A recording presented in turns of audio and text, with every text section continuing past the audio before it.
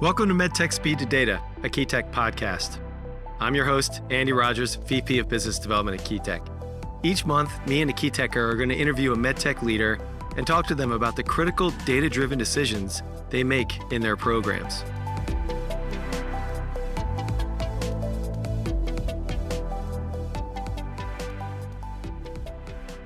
Hi, everybody. Andy Rogers here from MedTech Speed to Data. Happy everyone's joining. I've got a special guest this week. Lauren Eskew is co-hosting with me. Hey, Lauren, what's going on? Hi, nice to be here. I'm happy to participate in this one. Oh, yeah. Always good to have you on. And this week's guest is Joe Scalia, a man of many talents. I've used the term Renaissance man. He's a transplant surgeon, a entrepreneur, not just in the medtech space, but I think we'll focus on medtech. Also, maybe not on his LinkedIn, but we're aware he's an accomplished painter as well, participating in the art gallery scene across the Eastern Seaboard and I'm sure other places. So, Joe, very, very happy to have you on the show. Thanks for coming on. Andy, thrilled to be here. Humbled by the intro. Excited to talk. Great. Yeah. So can you do your best just to describe who you are and your background? Yeah, sure. Sounds way more complicated and fancy than it probably is. I'm a curious surgeon who likes to see cool things happen. I think fundamentally that's who I am. I grew up in the DC, Baltimore area. Went to college and medical school in Virginia and then Baltimore. And, have been a transplant surgeon in Baltimore, as well as Wisconsin and now in South Carolina. I'm really committed to this idea that we solve big problems and that we don't just take those solutions and write papers about them, but we actually turn those solutions into technologies that help patients, because I think that's where the real magic of research and innovation come together. Yeah, like actually making these ideas real. So I guess just for our audience, and for Lauren and I'm very interested in what drew you to transplant surgery, right? And maybe just take us through like what that means. Like what organs are you an expert in? And just like share that with our audience for a little bit. Sure. Transplant surgery is probably a less common form of surgery than a lot of folks are used to hearing about. We care for patients with organ failure, so specifically with kidney failure, liver failure, heart failure, lung failure. I personally focus on kidney failure, liver failure, and pancreas failure, which is also termed diabetes in some contexts. And we do transplants, primarily kidney, in addition to pancreas and liver transplants. And those are life-changing operations and in many cases, life-saving operations. And that's why I was drawn to the space. I frequently joke there are only two good reasons to go to the hospital. One is to have a baby, and the other one is to get an organ transplant. And I love the hope. I love the save nature of it. I love the opportunity that it represents in providing sometimes decades of life for our patients. And I'd be lying if I said I did not just love the technical complexity of what we do.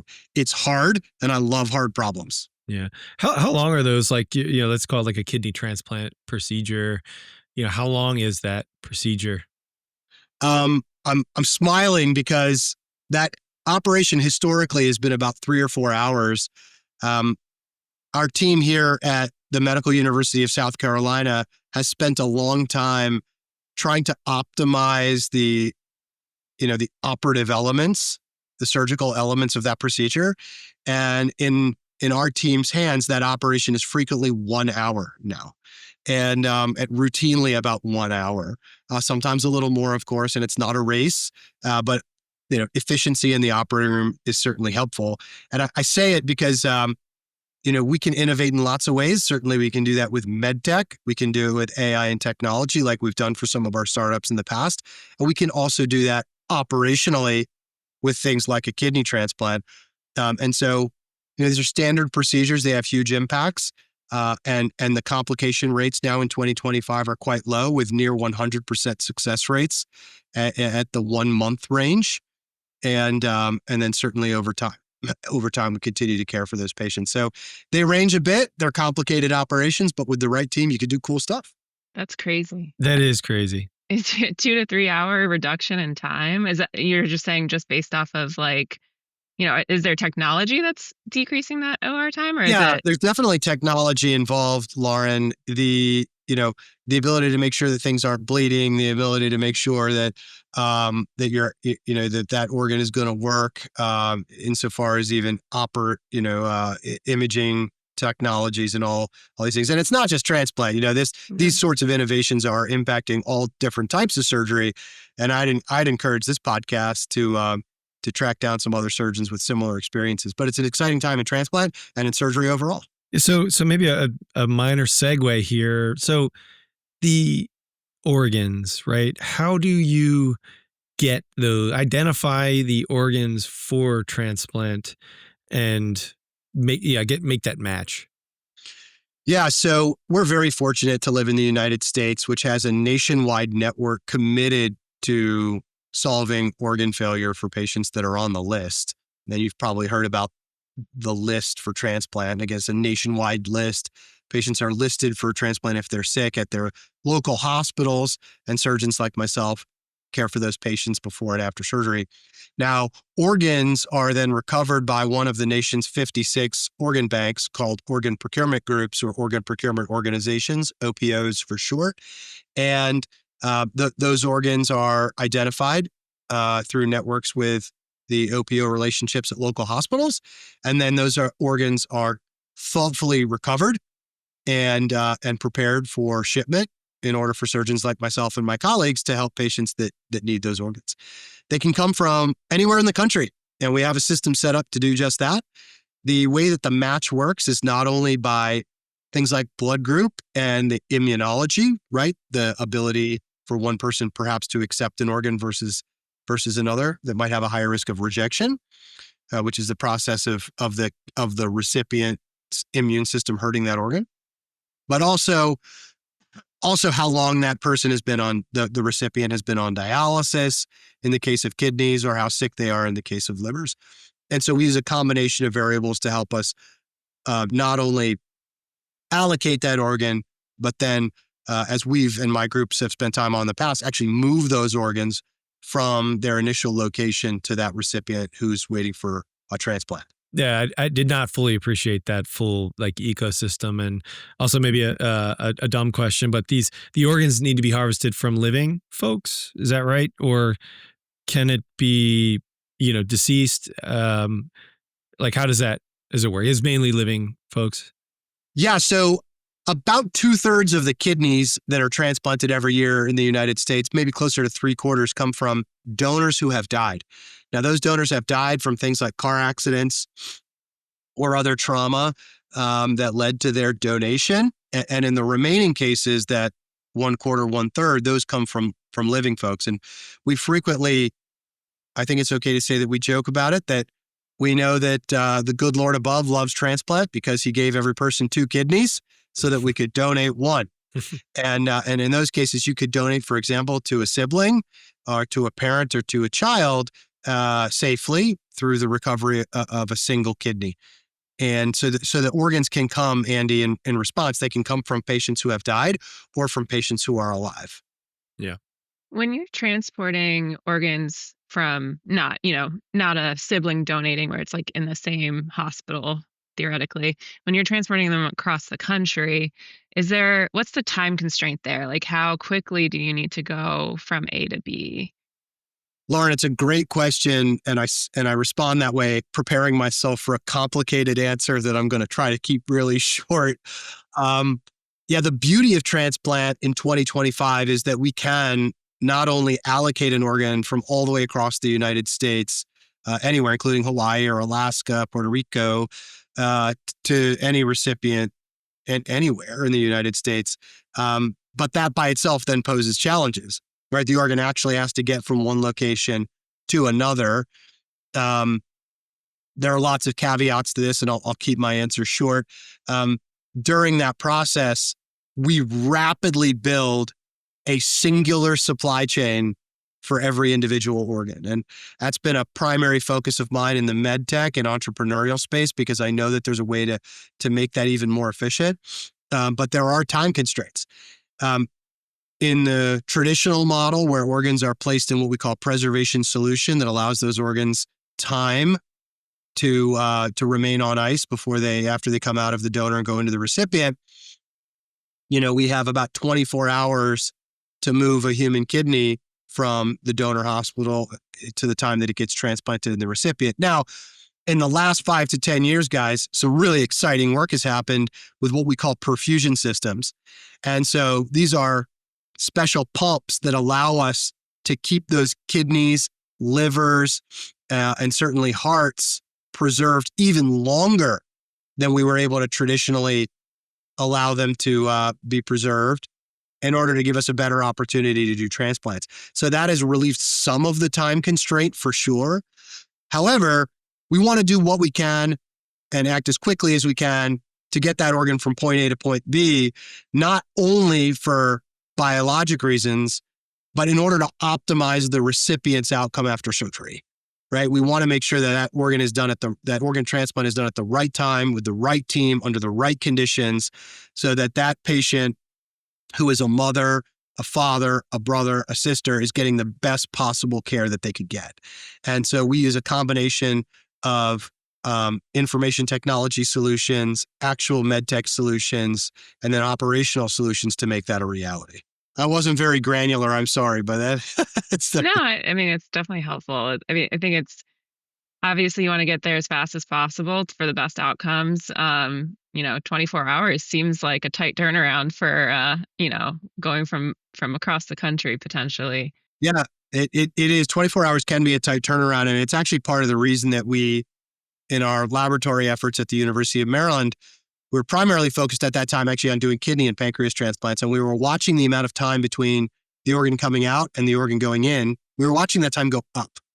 And to your point, we were asking ourselves, there's some pretty tight time constraints here. Is there something we could do about that?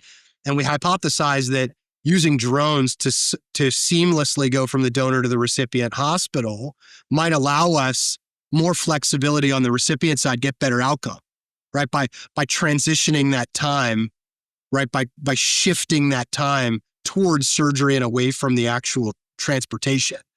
And that really exciting work has led to a bunch of different innovations, not the least of which was that if we were going to move an organ without a person, it was going to be on a drone. We needed to have an IT platform that could actually monitor that organ while it was going from point A to point B, because those time constraints do exist, and because we are trying to get the optimal outcome for our patients. Makes sense. So, yeah, Joe, that was great. So drone delivery, I know that was like sort of a pilot study maybe that you started at University of Maryland.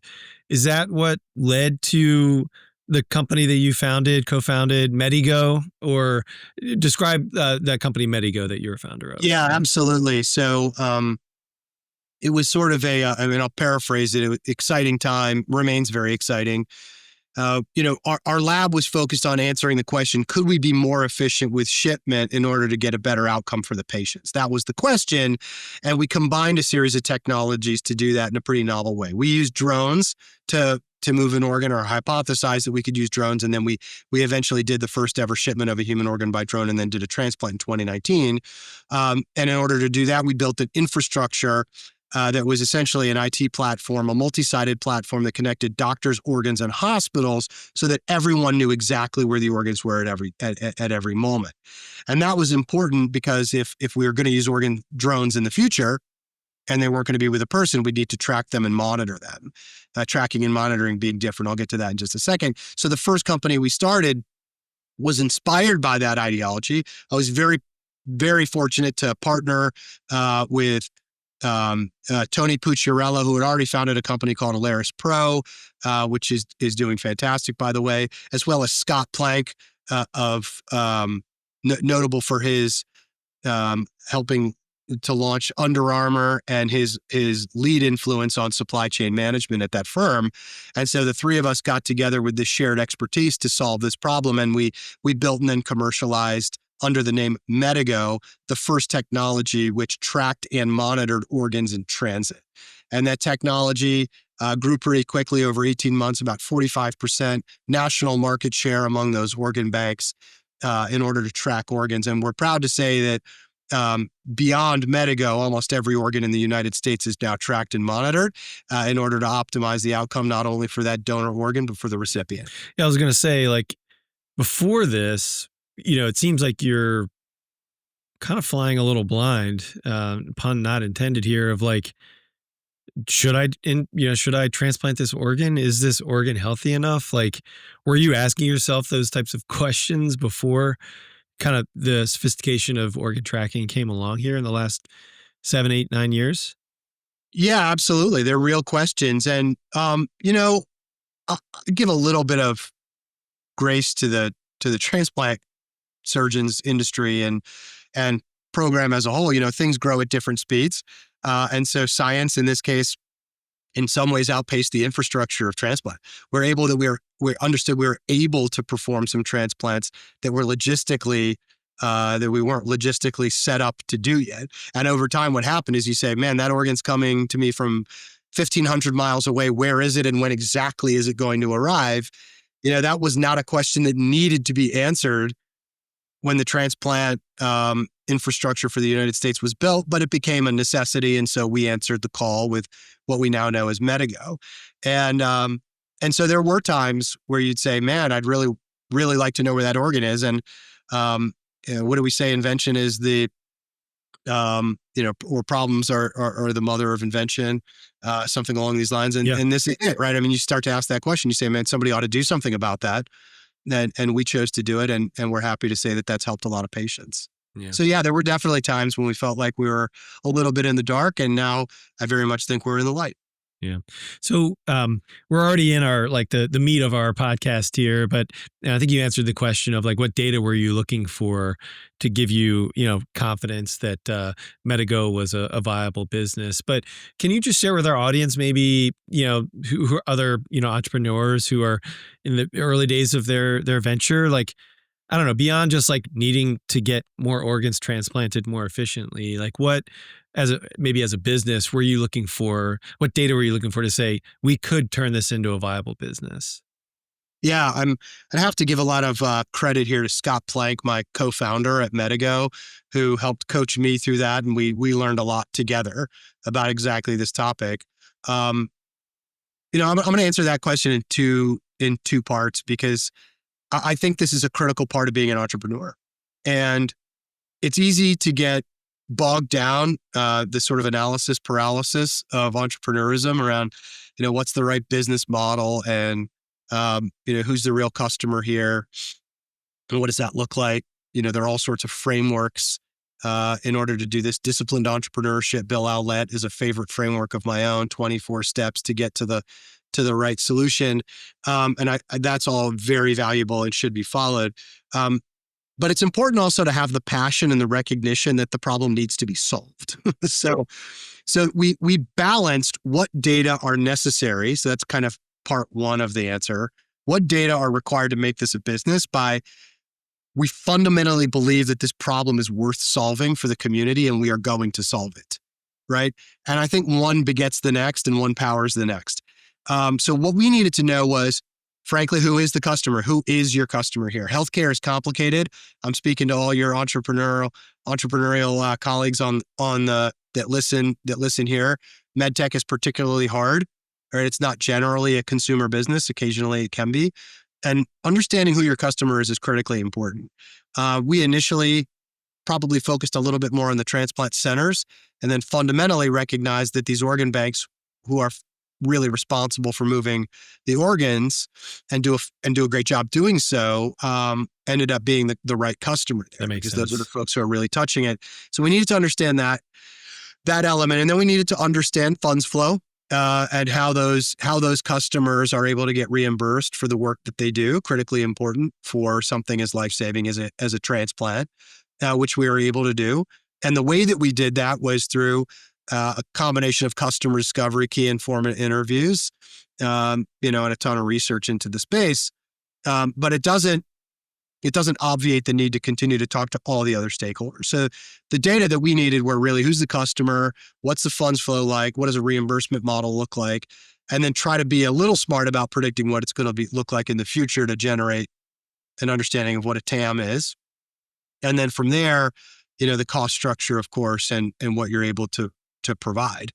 That does help inform your MVP a little bit. So those were kind of the objective elements. And then just very quickly on the passion side is, I was very fortunate to be an active transplant surgeon while we're standing up Medigo.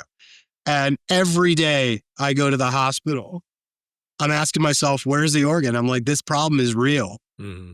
And as our colleagues around the country began reading about some of the research that we were publishing, it became clear that there was a groundswell of interest in this problem being solved, that it was worth solving, and that it needed to get done. And so by balancing those two, we got to a good solution.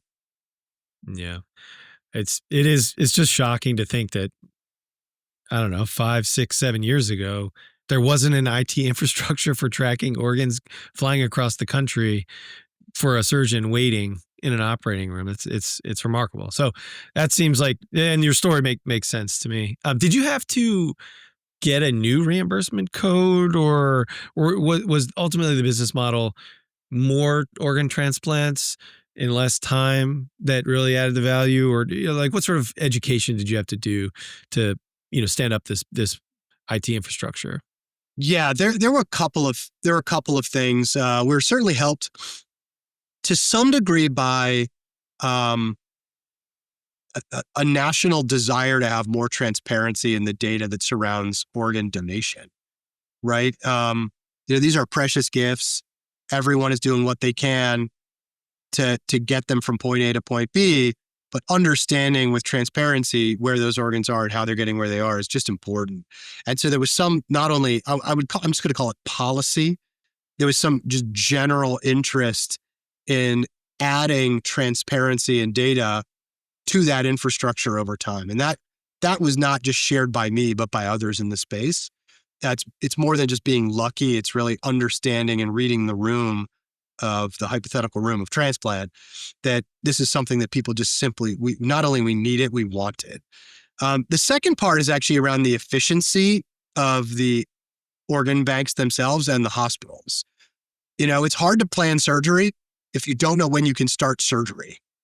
And, there's a certain willingness to pay amongst, courier systems when the user of whatever is arriving needs that at a certain time, right? I mean, my customer simply needs to know when this is going to arrive in order to have the best product out there. And that certainly pertains to transplant as well. And as I described, that this was an organic need. Over time, back in the 1990s, 80s and 90s, very few organs traveled, right? So it wasn't that obvious to folks in the space that this needed to happen. And then as we began to share organs more broadly as a country, we began to really feel the need. And so to some degree, the customer spoke. And in this case, the customer was the surgeon to the organ bank. Thus, the organ bank needed to provide a solution, which Medigo did. It makes a lot of sense now in retrospect. At the time that we were starting the company, it was clear as mud, and it was a lot of challenge. But we had a lot of fun standing it up. We learned a ton, and we helped a lot of patients. So I saw that CareDx acquired Medigo in 2023, which is awesome. Congratulations, that's huge. For our entrepreneurs, what can you share about that process, and what data was maybe most important to show CareDx during that process? Yeah. Man, it was wild and very, very cool. There's a lot of emotion in this, right? When you're an entrepreneur, again, speaking to your audience here, this is more than a job, right? And it's even more than a calling. It's like becomes a member of your family, right? And you've cared for this thing, you just kind of head down in it. I was very fortunate to have Medigo married to my clinical job, right? Calling profession as a transplant surgeon. So for me, it was this very kind of multimodal emotional experience. So there are a couple of things. Fundamentally, if someone's going to come buy your business, you are then, they are your customer. They're gonna buy the business, and the customer wants a very specific thing, and will assign a very specific value based on the value that they see related to the work that they do. I know that sounds a little professorial, but it's the reality. You're going to provide a service to someone, in this case, a business, and that's for a specific reason that carries a specific value. And we really liked CareDx and continue to like the work that they do. They were defined at that time, and still are, as the transplant company. And we thought that that was important because when you're going to part with a member of your family, as I described, your first business, you want to make sure it ends up in the hands of folks that are going to do well by that business to help it grow and have the continued impact. That's me sounding like a doctor. On the business side, you want to make sure you're adding as much value to these folks as you can and demonstrating that value to them. So what data do you want to show? It becomes a negotiation like many others. And, what are you looking for? How can we help each other? Here's what we can share. And you can try to position that appropriately and accurately. There's a lot of advocacy that goes on at that time in order to make sure that you really feel like the right value is getting described to the right individuals. And so I would say an enormous number of meetings in a very short period of time in order to try to describe the value that you've gotten. And it was largely very, very pleasant, continue to be close with lots of those individuals. It's a business transaction at the end of the day. And I think with a product like this, you're just trying to make sure that you don't lose the impact that you've generated for the public. But both emotional and exciting, requires an enormous amount of focus and energy. And at the end of the day, you can't forget that in this case, the product is actually just a company. Yeah, that's great. When you started Medigo, was acquisition by CareDx a potential exit strategy for you, or did it sort of come up when you were going through the development process? I'm good. What a crappy answer for your listenership. It wasn't even a thought. I mean, I was like a pissed off surgeon, like, bro, somebody's got to track these organs. Right. And then I partnered with Scott, who was like, settle down. We're going to figure this out. And, this has value. The revenue stream has value to others. We'll get to that when it's required. But I remember we were hiring a CFO at one point, and they said, what's the plan to exit what's the exit strategy? And this was early on. And I'd previously said, if you're going to be not on this podcast, but on a separate, one great feature of an entrepreneur is to embrace the naivete, right? Like, you gotta, there's an element here of, it's sometimes easier to go at things when you don't know everything, or know less. Certainly no one knows everything.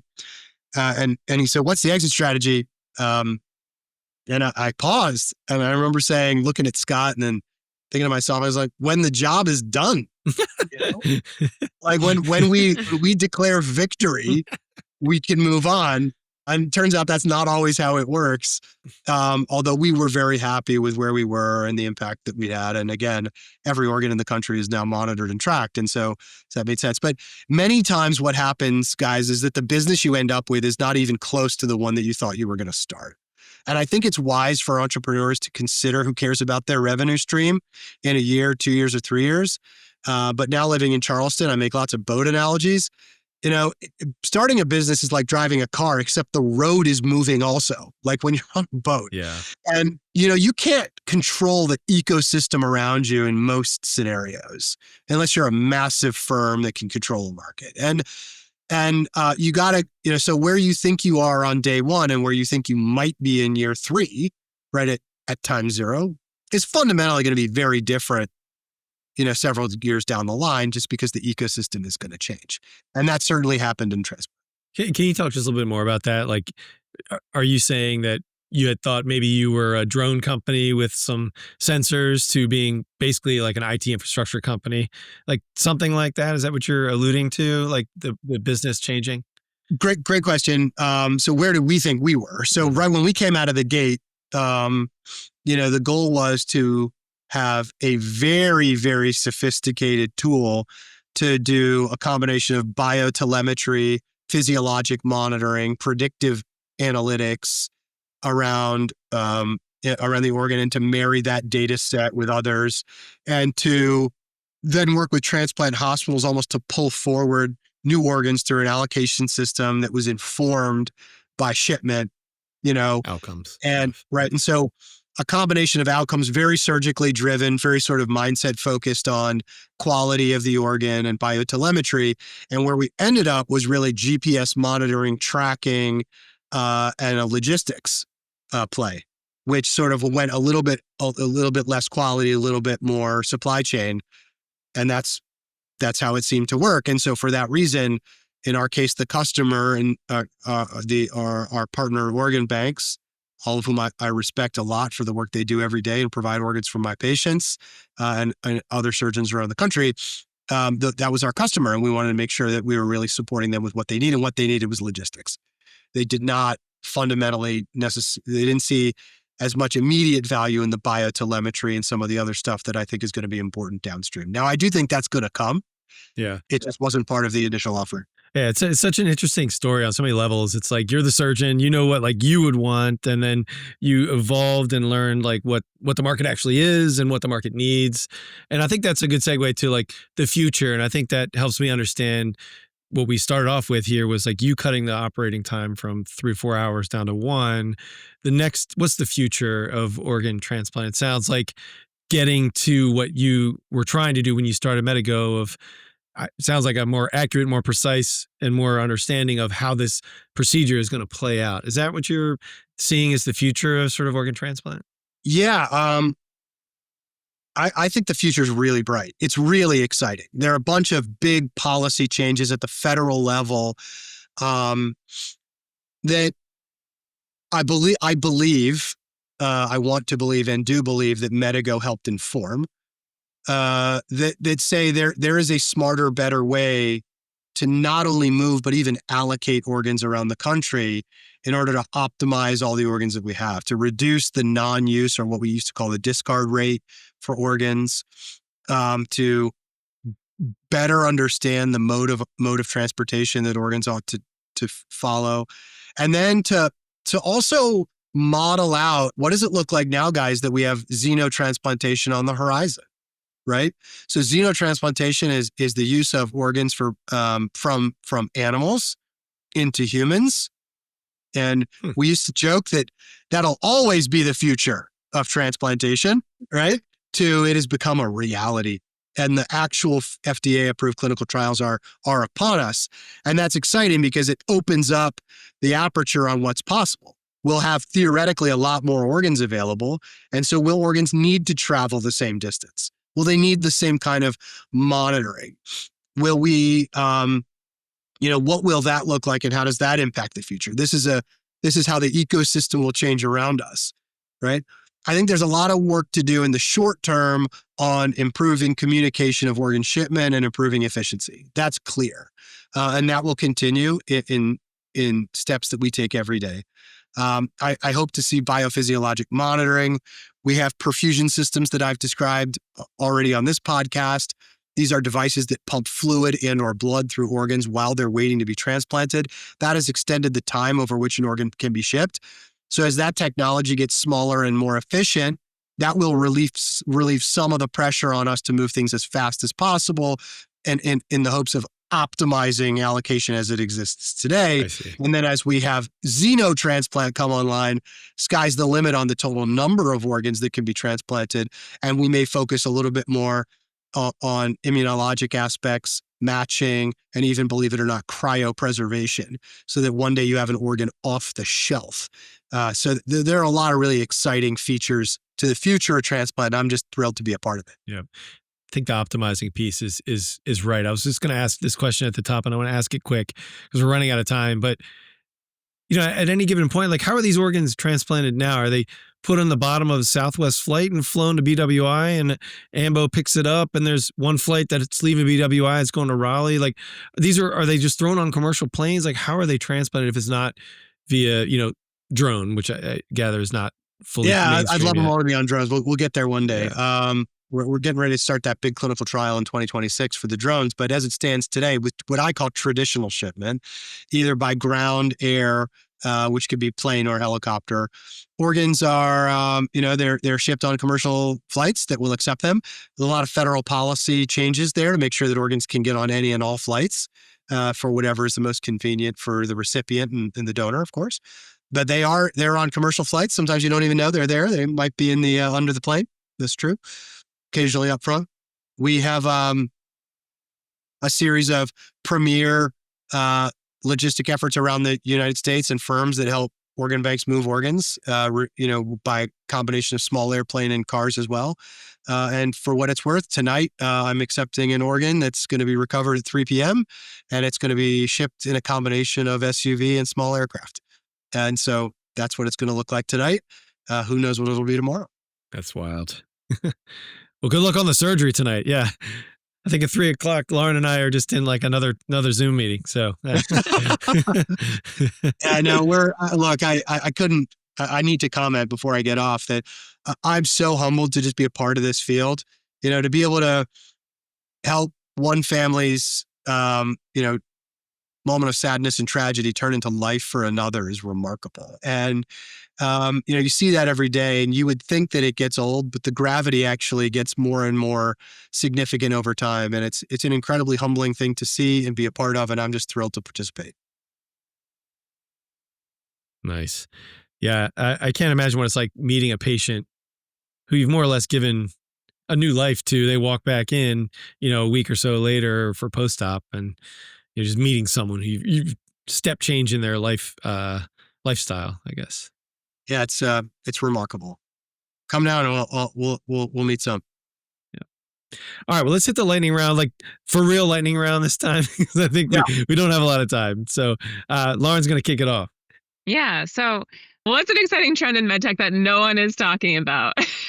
Yeah, we are not talking enough about the brain-computer interface. 2025 puts us at the very bottom of that S-curve, and man, I cannot wait to see where we go. I've seen so many cool startups in that space, and we attend a lot of startup conferences, and man, like it's incredible tech, and it has the potential to really impact people's lives. Yeah, so or cool. destroy it. So we just got to be really careful with it. But this is human beings have their moment here, and we'll see what happens.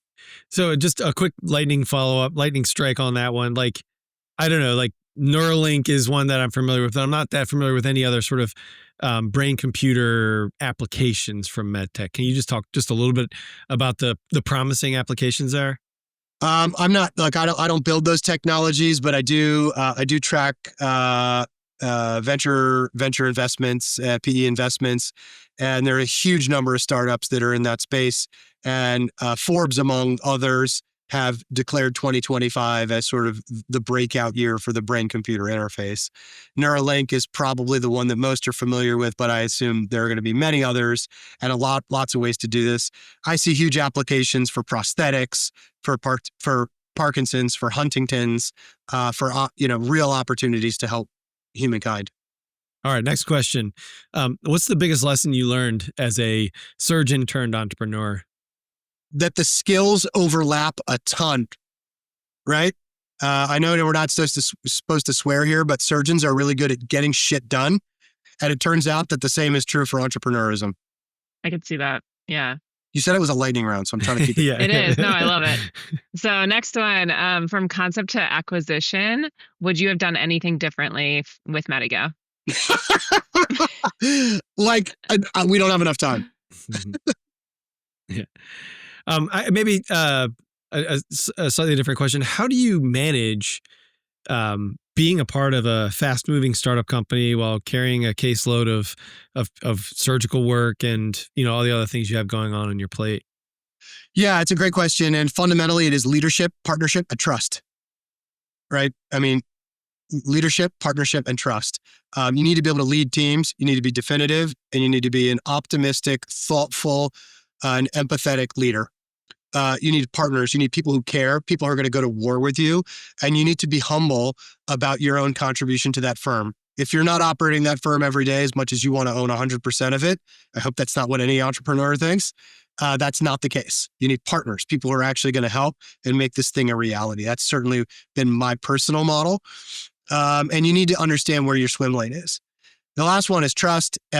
You need to be able to trust that those people that you work with, to whom you delegate life critical work and company forming and company determining decisions are going to work in the best best interest of not only the end user, your customer, and the firm, but you as well. Got it. That's great. Yeah, good feedback and lessons for our audience. Lauren, any other questions? I think that's it. Should we wrap it? We Anything should. else you want to highlight, Joe? AI, maybe? I don't know. Yeah, I mean, we could. I just say that I've been very fortunate to be part of health startups that are inside health systems, alongside, and then outside, and they are very, very different. If you're an entrepreneur starting a business outside a health system, you will go very, very fast, potentially faster than the system, but it's going to be hard to break in. If you're inside the system as an entrepreneur spinning out, you will go much, much slower, but have very few funding problems, and you'll probably be less innovative. But you'll have a captive potential customer.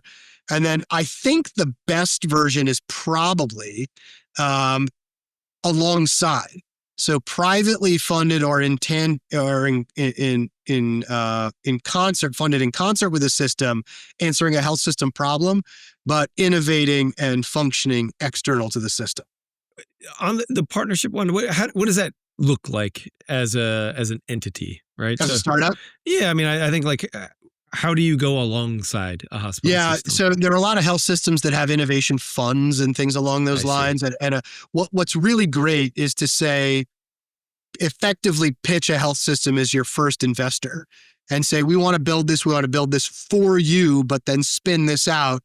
Now, there are a lot of challenges there. Nothing is perfect. You'll have a health system potentially on a cap table. I'll let all the entrepreneurs bemoan that. But you'll also have clear insight into problems, real insight into your problems, and be able to move a little faster on solving them. Certainly faster than you can if you're inside. So it's probably as a investor early in the process. In that case, it's probably best if one of your team members is in the health system. Yeah, and then you've got sort of a built-in customer if you need it. Yeah. Yep. Yeah, that sounds very familiar to, I think, Lauren and I with the startup companies that we're talking to and working with. Yeah, makes sense. Okay. Dr. Joe Scalia, thank you so much for hopping on. We'll have to have another episode to talk about all your work in the art community. That's for another time. Congrats on all the success. And on behalf of Lauren and I, thank you so much for hopping on MedTech Speed to Data. Andy, Lauren, thank you guys very much. Thanks for tuning in to MedTech Speed to Data, a KeyTech podcast. Join us each month for more ways to get the right data faster to inform critical decisions.